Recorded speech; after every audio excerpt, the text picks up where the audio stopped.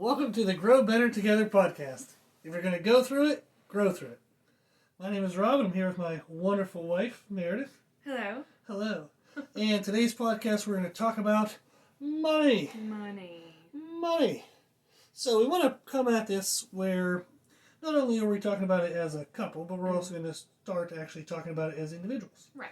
So how would you, as an individual, prepare for a relationship financially? So, we have a couple highlights, some things we're going to go through, but the first thing we have was something that I thought of when I was an individual, was creating a lifestyle financially that was supporting above my own needs. So, as a male, there's the kind of societal pressure you've been taught that you're supposed to kind of like take care of the family financially. Now, I don't believe that I ever have kind of stereotypical male, like, it's not like I have to. You don't have a whole lot of stereotypical male bravado type. So my thing stuff. for it wasn't like I want to provide because the female can't or any kind of bull crap like that. It was just I wanted to do my part. You know, like I wanted to provide for my own cost of living and then also be able to contribute to the family's needs because I had the intent of having children and kind of developing a family above just myself and my significant other. So that was something that was a big goal for me as an individual.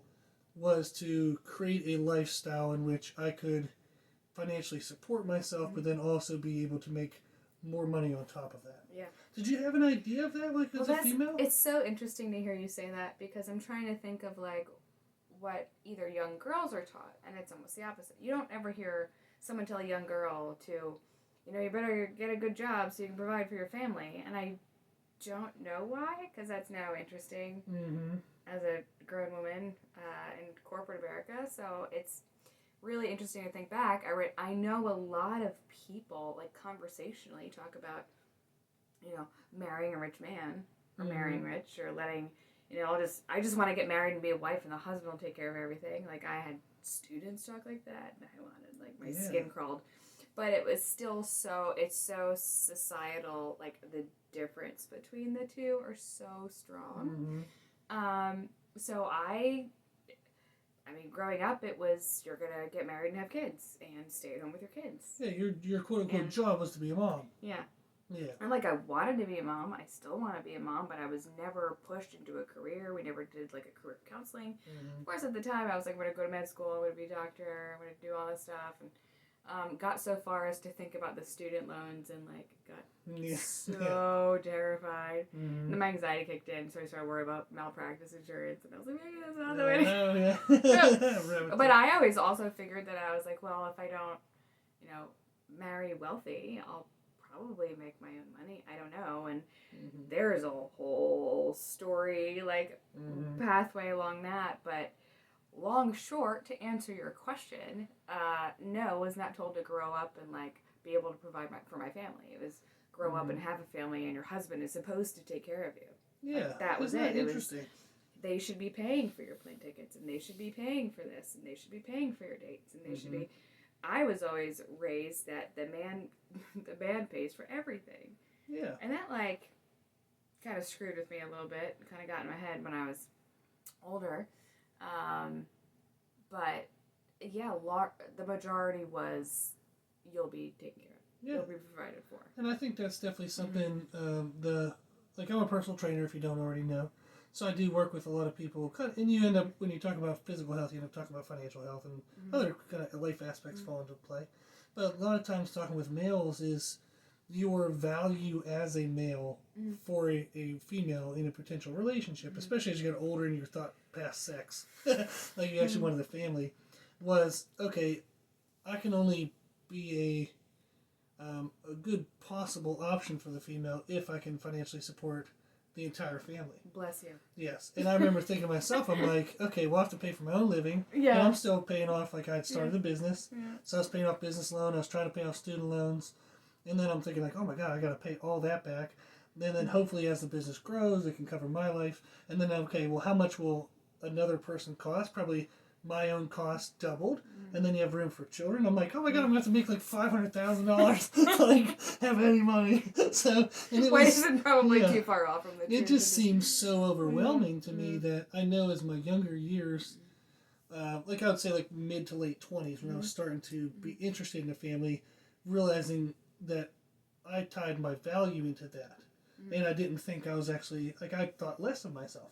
Because you couldn't, because I knew I couldn't weren't there financially, yet. I wasn't good at double my income, like my cost needs and stuff, because I still had student loans and stuff at the time. And that was a big hindrance for myself. And I know, talking to other male clients, that was something that they worried with as well. Yeah. I can see that. I can see that very much. And, to hear you say that, you're like, oh my gosh, I'm not ready yet. But, like, when I graduated college, and it was right at the age where you're like, okay, now it's like, I'm gonna marry someone, and they're gonna take care of me now, and then we're gonna start a family. Yeah. And I was like, hold on a second. I was like, I am single. I now have to find a job. I now have to find a place to live. I don't know how to budget my money. I could never balance a checkbook to, like, save my life at the time because I didn't think about it. I didn't. Yeah. I wasn't. It just wasn't. It wasn't a thing. So here I am graduating, going, oh my god. And then you're like, okay, you accept my first job, and great. Look at this. Look at all this money. Ha ha. Yes. Then you're going to check. Where the hell is all my money going? This isn't my salary. Why am I getting half of what I was told? And I was like, oh my god. And then, similar for me, is I have all these student loans and other loans and bills, and then life happened, and I was like, oh my god, I'm so not prepared for this.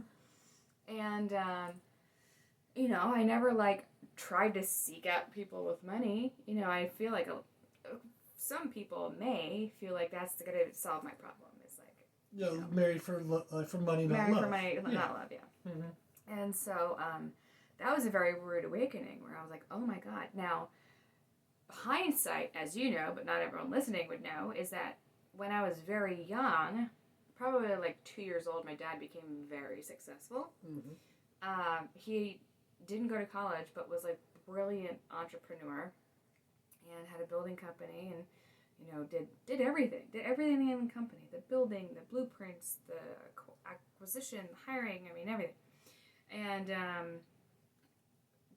I remember moving out of our little home into this big brick house on the lake, and then we had another house that slept 16 comfortably. That was our vacation home on a lake. Yeah, that's crazy. With 5 boats, and we were going, to Disney every year. We were going to spending the winters in Florida, and we were doing this, that, and the other thing, and here's your shopping money, and it was like thousands of dollars, and it was like mind-blowing. But the problem was, that was my normal. Yes, that became your definition of what life was. We had a TV and VCR in the car before cars had anything. Cars didn't have that, and my dad had it installed. Yeah. So, like, we're getting a new car every year. It was just such a weird concept that when we started getting older, or I had siblings, but when I started getting older and my parents were getting older, and then they get a divorce, and my dad lost the business, and we had to move, and it was like shell shock of, oh my god. What? I was like, you mean people don't, like, the average income isn't, over $1 million a year? Yeah.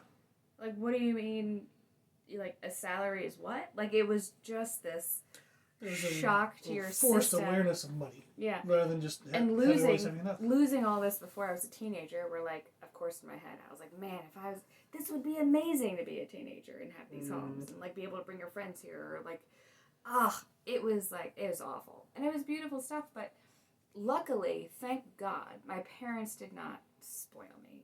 I was never spoiled. I never thought anything of it. It's not showy, but probably because I'm so introverted. I was like, oh my god, a lot of it had to do with your personality. Yeah, so I just didn't have the personality for it. Yeah. Spoiled, yeah. But then when you graduate college and you're trying to support yourself, and you're like, how the F do people do this? Yes. This is my salary. These are my expenses. Making like 30 grand and wondering how the hell I'm supposed to do anything with it. What? Yeah. Oh my god.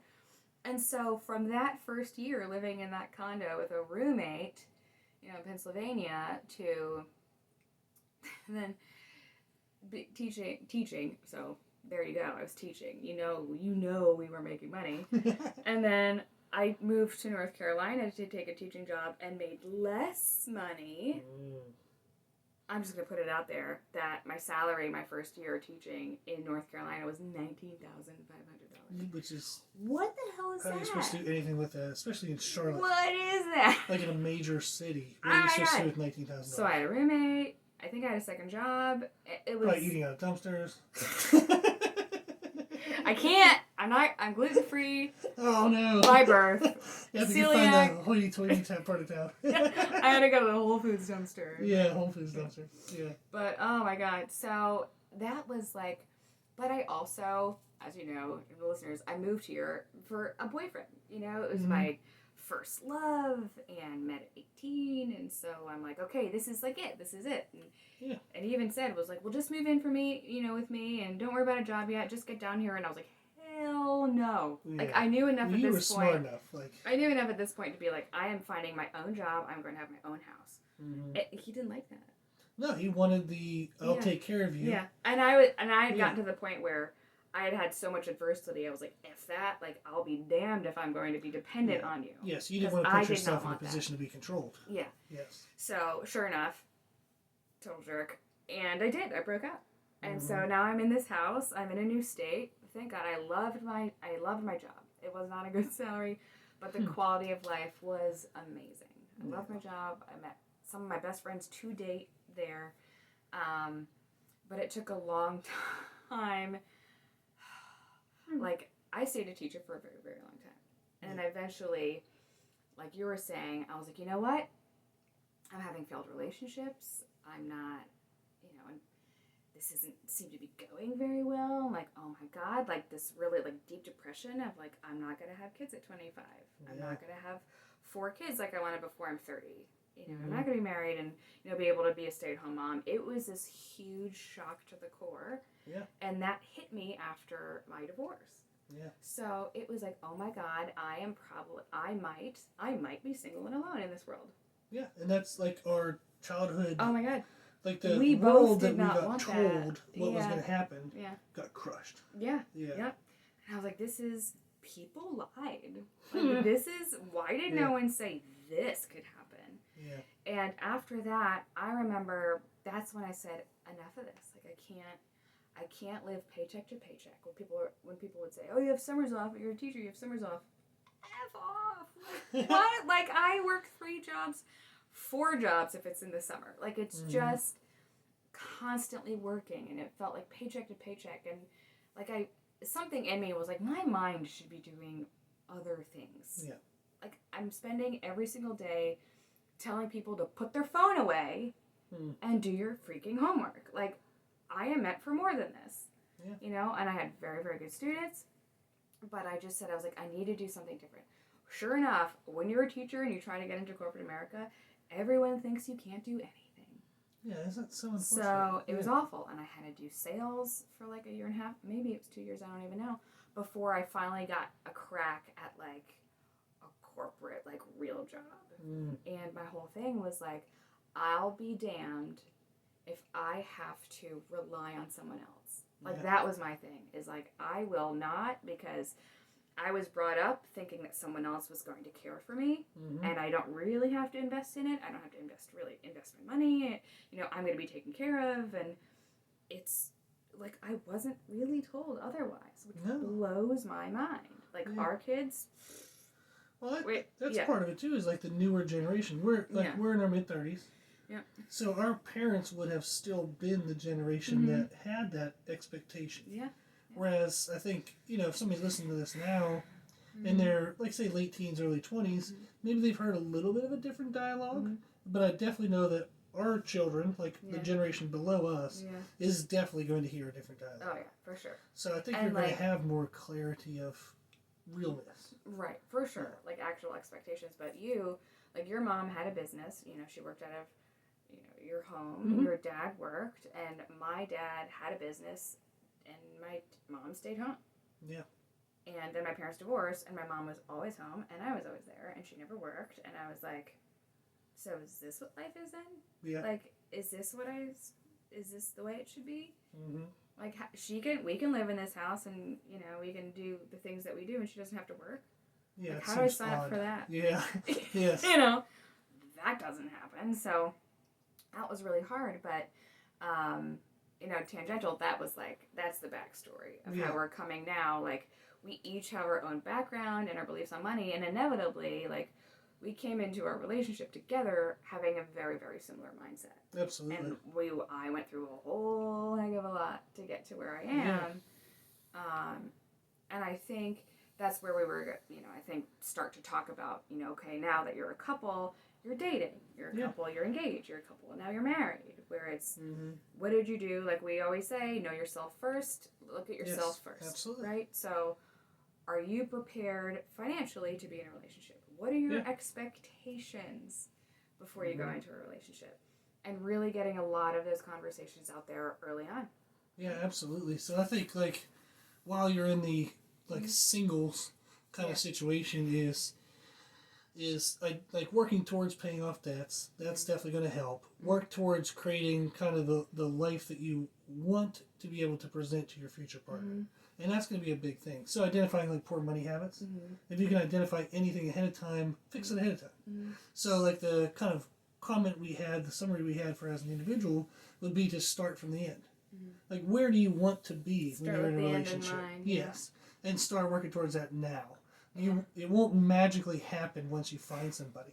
You know, so they say, like, when you find a partner, all of a sudden, like, you become a better person, like all your bad habits go away. No, they don't. Not at all. Not in any way whatsoever. You have to attack all that stuff ahead of time. So that includes financial habits. Yes. Then as a couple, when you start coming together, it's just coming down to communication. And really starting to kind of mold two lives into one direction. So that's going to be something that's difficult, is sharing responsibility. Like, I know, like, in dating, like, who pays for dates? I definitely grew up with the mindset that the male pays for dates.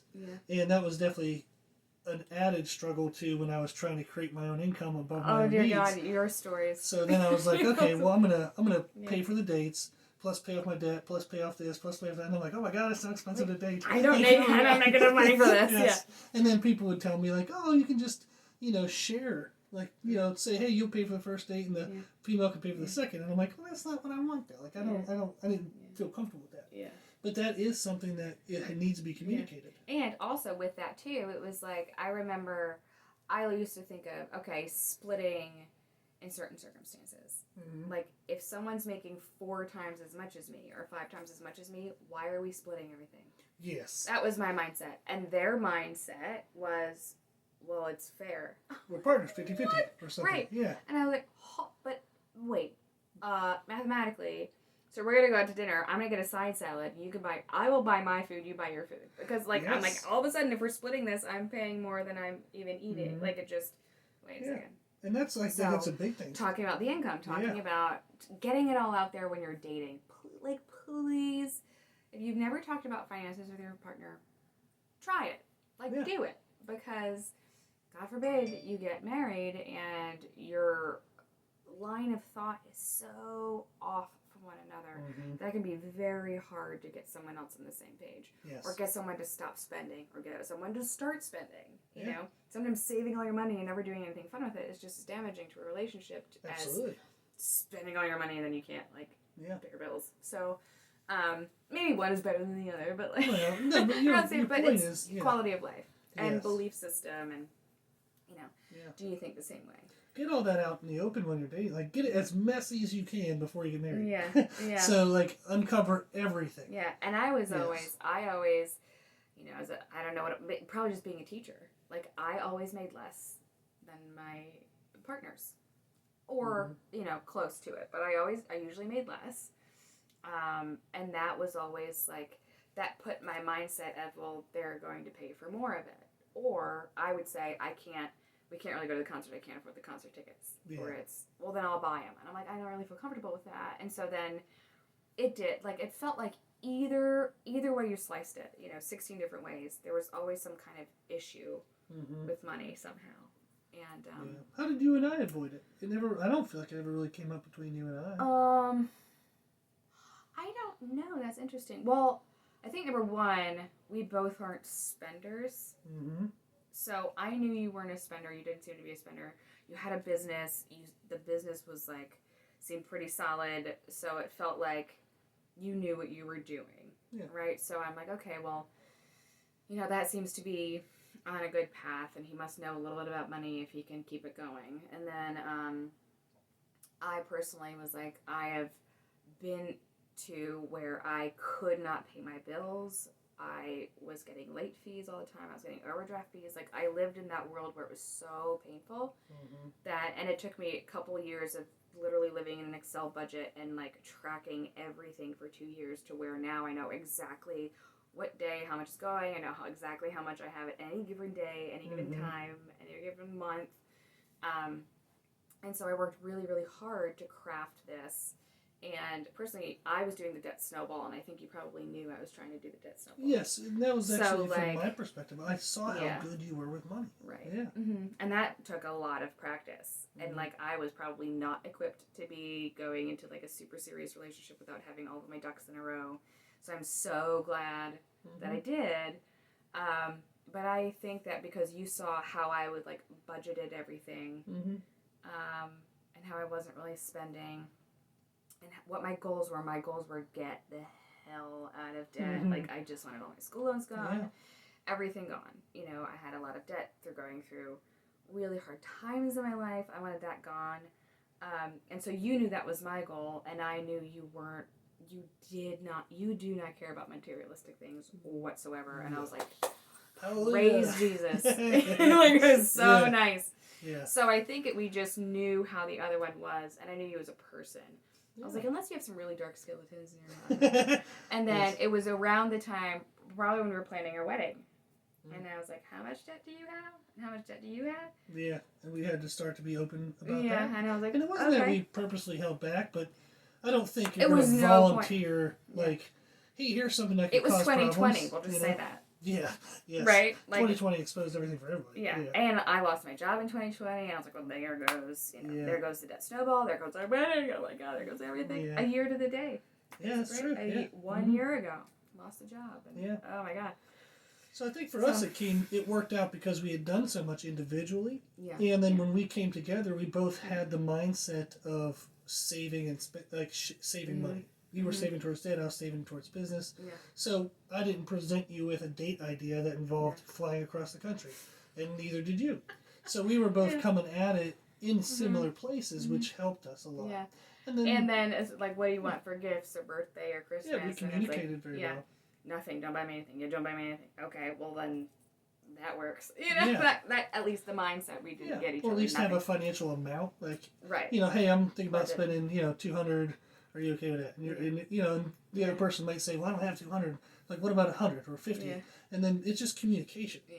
We're going to beat a dead horse when it comes to the idea of communication, but that is overwhelmingly what most people need to do in their relationships. Is, and not even by as yourself, openly communicate with yourself. Yeah. And I always laugh because our mindset is so unique. Like, I do view that the money we collectively make is our money. Like, my money is your money. And Rob does not. No. So I tell her all the time, I said, my money is your money and your money is your money. Yeah. Yeah. So whatever I make, we will spend. Yeah. But whatever you make, you spend. I don't want your money. Ladies, don't come for me. Don't come for me. But it's great because I would never take advantage of that. Because I was like, are you kidding? I was like, no. Yeah. My money is our money. And I'm like, nope. No. He'll never let me buy him things. No. So, because it's part of it, I'm not exactly sure because a lot of it would be like something that's born within me. But if you work hard for your money, I want you to have it. Enjoy it. Like, do what you want to do with it. You work so hard. Yeah. And then the point of me being motivated to make money is to take care of us. So that's why my money is our money, because that's what I'm working for. What in the hell am I working so hard for? Is to help support us, you know? Yeah. And so what we did when we got married, it was it January 1st or 2nd? It was the 2nd. I think it was when Susie got back It home. was the day we got home. Yeah. Okay, so maybe it was the 1st. I don't know. I forget. Yeah. Yeah. Either way, it was first or second. We got back from the home where we got married, and we got home, and it was like, all right, literally busted out the Excel spreadsheet the day we got home from our wedding. No honeymoon. And it was, 2020. What are your debts? Put them in an Excel sheet. What are my debts? Put them in an Excel spreadsheet. And then, set up a bunch of filters, and every month we pay it off. We see, like, the chunk come off of it. Yeah. Which is very motivating. And then on a second sheet, it's like, let's calculate our groceries, because the way we do it, a lot of the way similar, ways we do things, we're trying to work towards a common goal of either we live off Rob's income and we save mine. Mm-hmm. So we're trying to, because I make pretty good money. Thank Yes, God, yes. knock on wood. Yeah, we both gross significant amount. Yeah. Yes, but then the nets are a little bit different. Yeah. Yes, but yeah, we make good money. Mm-hmm. So to be able to take your entire salary and use it as savings is an awesome place to be. Right. Yes. And I am used to living. I know what living on. You know what living like 20 grand is. Yeah. Well, like, so after taxes Yeah, taxes come out of $19,500. I know what it's like to get $1,200 a month and live on that. Yeah. What? Yeah, living in a cardboard box, basically. Yeah. So, not to toot Dave Ramsey's horn too much, but he really helped with the debt snowball. Oh, absolutely. And now, always, like my dad always taught me, like, live on less than you make. Well, the problem was, I could You weren't not making enough to physically live live on less than how Yeah. do you live on $800 a month? Yeah. Anyway, so I consistently live like I'm on a teacher's salary. Mm-hmm. And so that significantly helps so much. So it's, okay, I'm used to living on that salary. You can be used to living on a salary. Let's let's combine our bills and see what we can get away with. Let's try and live off your income and bank mine. Yeah. So like he buys all the groceries, but he also knowing that I'm taking money and throwing it into our house fund every single week. Yeah. So we didn't like go get a checking account together yet. Also pandemic and like Well, we have the one it. for the house. Oh yeah, we have a joint house but fund. we don't actively use it to pay bills or anything. No. Just kind of throw money we have in. Yeah. Yeah. So the way it is, I was like, it doesn't really make sense to have a joint checking if I'm like, I'm taking my money and putting it in here and it's just going to come right back out and pay my bills. Yeah, we're going to have to reconvert it anyway. Like we know he has access to my entire like Excel workbook that shows every single thing I spent. I mean, I log everything. It's like a checkbook. $2.90. I spent $2.90 today. I'm gonna write it down. You can see it. Yeah, exactly. So we have access to that. Don't hide anything. I am terrified of carrying a balance on a credit card. You know, so it's like really, really, really good habits that thank God it took a lot of years to build. Mm-hmm. But we do things jointly, but with separate accounts. I don't know how common that is. I know a lot of people have a joint account. I don't think it's very common. Until you don't think so? It's kind of blended, like with clients and stuff that I've talked to in the past. Some people say, "This is my money. This is your money. I'll pay these bills. You pay those bills." Oh yeah. And that's as mixed as they get. And I then can see there that. are some people where if the unfortunately it does fit more stereotypical, but if a guy makes enough money, his account's open. Everything is auto-drafted out of his account. The wife takes what she needs to go do things. She takes the card. So you'll have like a little bit of both kind of situations. Yeah. Yeah. And I know friends that are going through a divorce after how many kids and like never really managed the money, and it's like, That's tough. I don't know what to do. I don't even know what to do. I don't know if I'll have a checkbook. I don't fix anything. And I was like, Yeah. I was like, you can learn. Yes. Don't. And then they were like, I can't get a divorce because I won't know how to live. I'm like, Yeah, that's a horrible reason to. Yeah. If you have no other reason to stay together, that's a horrible one to have Exactly. either one. Yes. Yeah. So that's how we're planning on doing it. Like, I don't feel like a joint checking, and this was just because it was our decision and our discussion that it was like, until we're out of debt, why? Yeah, and it's all auto drafted anyhow, so you have to undo all that. Yeah. But I think with us, And like what you would be the don't point? have crap showing up every day or like showing home. Oh yeah, there's no Amazon boxes of being surprised. Yeah, delivered or so we both are very open. I think the point of what they would, if somebody were to recommend a joint account, the point is clarity and openness. Right. So we have that with our individual accounts. Yep. As long as you're communicating and you're open. I know a lot of people that hide their purchases and hide their money and That's take never money. gonna be a good It's just idea. like, first of all, and like, you know, if that kind of shady stuff is happening with money, like, that's not the only problem. True. Like, you may think that's the only problem in your marriage or relationship or whatever it is, but it's like, that's not healthy. No. And there would be also a balance of individual needs. Yeah. If somebody feels like they have to hide money, is that because out of your joint money that person doesn't get any for themselves? There has to be an allowance for individual interests. Yeah. And we did talk about that. We even said, we're like, well, maybe we can do like a percentage of incomes, like as free money, or, you know, we say we'll do a sinking fund. We're like, we'll do a sinking fund for, you know, ourselves, and then over the course of the year we can take money out of that, and if it's a big purchase, then it's no big deal. So, and you and I communicate each purchase. Like if I'm going to buy something that I want, I'll tell you, and the reasons why I want it, and we do, and you do the same for me. You tell me, and then we both do so well individually with money that neither one of us ever veto the other purchase. We've always been supportive. Always. Yeah. Sometimes I don't want to spend my own money on something, and you have to talk me into it. So That's true. I have to like rationalize it for you so you can spend the money. Because I'm like, oh, for the love of God, it's going to be awesome. You're going to love it. It's going to be good for you. Just buy it. Yeah. Yes. And then, so that actually did just happen the other weekend at Nordstrom. I'll just see a store. Yeah. This woman, she's literally behind the counter going, "Oh my God, like men don't do this." Like, yeah. And I'm like, just spend the money. I know. It's like I don't really spend money on myself that often. Yeah. Yeah. But, I don't know. I just love you, and I know that if it's going to make you happy, why in the world not? I'm like, please, I'll buy it for you if it makes you happy. Yeah. You're not allowed to buy anything. Yeah. So yes, but I think that's something where, if you're coming together as a dating couple, is be open to communication to plan towards create the future that you both want. Yeah. And then start working towards that. Talk about what your end goal is. Talk about what your expectations are. Talk about expectations. We talked about expectations last podcast. Yeah, absolutely. You know, how many fights happen because you don't talk about expectations? And I think too often people think that dating has to be like, oh, it's almost like people want dating to be pretty and perfect. Oh, That's the moment. That's when you get your messes out. Like dating is supposed to be when you get that stuff communicated. Not that you hide it all until you get married and then it blows up in your face. Yeah. Like make it as messy as possible before you get married. I think that's definitely a huge flip of what most people would do. Yeah. But definitely a flip that would be beneficial. Yeah, I would agree. I would agree. And then as a married couple, just be in communication. Like your teammates. So make sure you're working together as like, you know, one unit together. Right. Yeah, and I think that's going to be the biggest benefit is just that communication aspect. For sure. I agree. Yeah. So I hope that was all helpful. I hope something resonated with you. Yeah. Yeah, so we were saying like basically as an individual, like start from the end. So where would you like to be? Like whenever you come into a relationship, start working towards that now. As dating couples, like we just said, make it messy. Get everything out right now.